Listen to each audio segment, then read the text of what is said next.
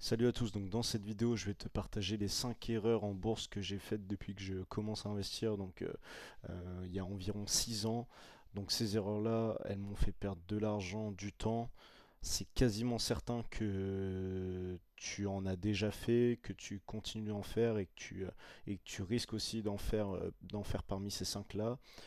Voilà, le but ici, c'est de documenter mon investissement, enfin mon parcours d'investisseur en bourse et de continuer à s'améliorer pour venir gommer ces petites erreurs-là au fur et à mesure. Alors du coup, la première erreur, c'est quand j'ai commencé à investir en bourse, j'ai commencé à investir dans des actions à dividendes. J'avais vu cette stratégie sur les réseaux sociaux et l'idée c'était de se dire, voilà, là je peux recevoir des rentes mensuelles ou trimestrielles, etc., qui vont me permettre d'avoir de l'espèce, et cette espèce-là, je vais pouvoir le réinvestir dans les mêmes entreprises, dans d'autres entreprises, ou alors sortir cet argent-là de mon compte en bourse. C'était une stratégie qui était vachement mise en avant il y a pas mal d'années. Moi, quand j'ai commencé en 2020, j'étais sur Revolut et j'ai retrouvé un fichier dividende de l'époque. Donc là, vous voyez, en 2020, en fait, je me notais toutes mes rentrées de dividendes et donc du coup, j'avais touché mes premiers dividendes en 3 centimes en mai 2020. Et donc du coup, ouais, je continuais d'acheter. En fait, je faisais un DCA sur des actions à dividendes. J'avoue, je me rappelle plus énormément ce que j'avais, mais de tête, j'avais du Johnson Johnson, Procter Gamble, j'avais de l'Apple, j'avais du Aflac, j'avais du Partner, enfin j'avais vraiment pas mal d'actions à dividendes. Donc voilà, ça a augmenté année après année. La première année, j'avais touché 2,27 € de dividendes.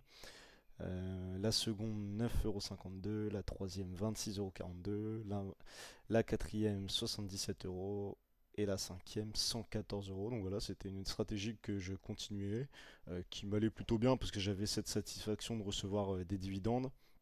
Sauf qu'en fait, au bout d'un moment, tu te rends compte que en termes de fiscalité, c'est vraiment pas avantageux. Et au-delà de ça, en termes aussi de performance, les actions en dividende, en fait, quand elles versent un dividende, exemple, je vais prendre Coca-Cola, par exemple.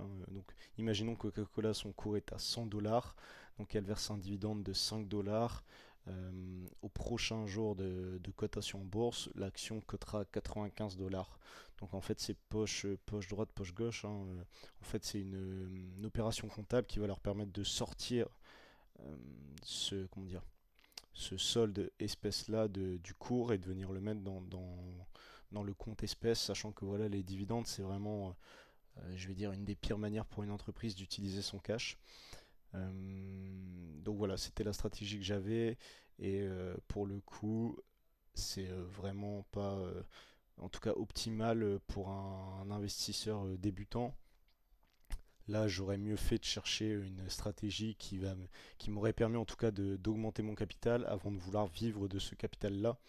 Effectivement, je pense que quand on a 50 ans, 40 ans, peu importe, c'est plus avantageux, en tout cas ça a plus de sens de vivre de la bourse. Là, en 2020, ça n'avait aucun sens pour moi de vivre de la bourse à ce moment-là. Donc ça, c'était ma première erreur, de vivre de dividendes. La seconde, c'était d'acheter énormément d'actions. Alors j'ai plus le nombre en tête, mais au début, en fait, pour le coup, j'achetais énormément d'actions différentes. J'étais très peu centralisé, au contraire, j'étais énormément diversifié.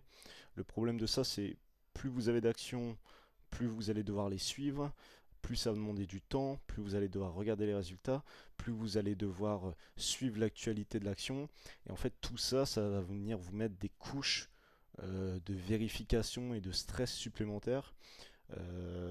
Si vous en avez 10, en fait, ça vous fera deux fois plus de stress que si vous en avez 5, parce que vous allez devoir être plus attentif aux 5 autres actions. Euh, donc ça, gros problème. Et c'est pareil, ces actions-là, quand on en a 10, peut-être qu'en fait, on va se dire, oh, celle-là, est-ce que je la vends, est-ce que je la garde? Et donc c'est pareil, on se pose énormément de questions. Est-ce que ça vaut le coup que je la garde? J'ai tendance à dire, alors pour le moment en bourse, moins mais mieux. Je pense qu'effectivement, c'est mieux d'acheter moins d'entreprises, mais des meilleures entreprises à un meilleur prix. Ma troisième erreur que j'ai fait en bourse, c'est le FOMO. Voilà, c'est le fait de vouloir acheter euh, très rapidement une entreprise, soit parce qu'on l'a vu sur les médias, soit parce qu'on l'a vu sur les réseaux sociaux, ou alors parce que c'est une entreprise qui est en tendance, hein, qui est à la mode. Moi, le problème que j'ai eu, je me rappelle, et vous allez sûrement aussi peut-être avoir le cas, c'est que dans votre parcours, vous allez sûrement changer de broker.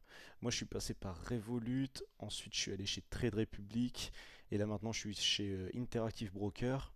Et le problème que j'avais eu, c'est qu'en fait, de Revolut à Trade Republic, j'avais pas pu transférer mes titres. Donc j'ai dû tout vendre, me faire un virement sur mon compte et refaire un virement de mon compte vers Trade Republic. Donc ça m'est arrivé pour de Revolut à Trade Republic, ensuite de Trade Republic à Interactive Brokers. Pareil, j'ai pas pu transférer mes titres.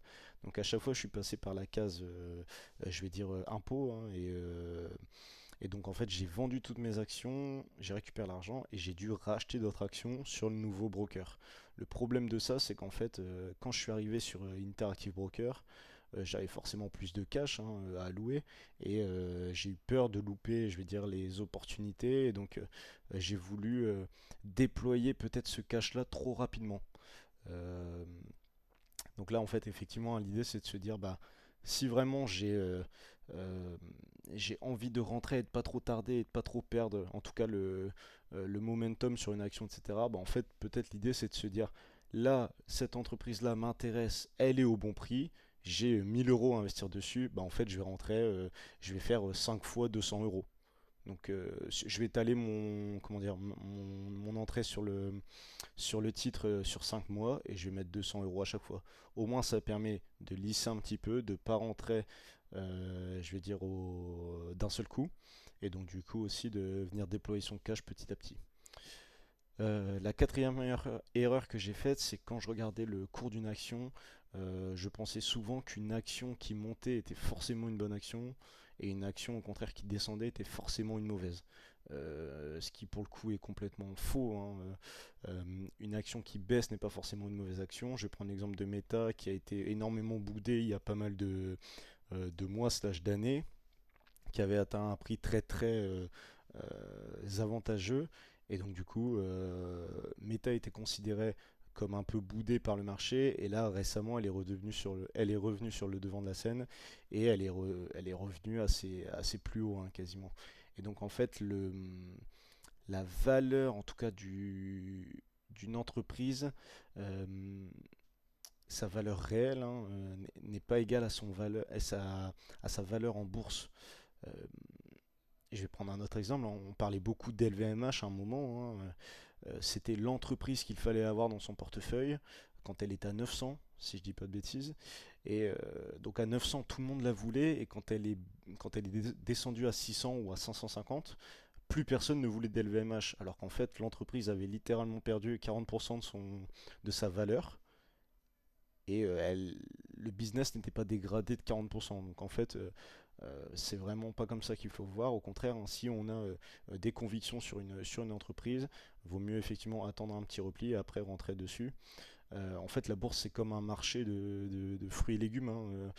En fait, le primeur, il va te proposer des fraises à 1 euro. Bah, peut-être que tu n'en veux pas, et peut-être que demain, il va te les proposer à 90 centimes. Est-ce que tu les veux? Peut-être qu'après-demain, ce sera 1,20 € par contre. Et donc, en fait, à chaque fois, tu dis oui ou non. Et ben, la bourse, c'est un petit peu ça.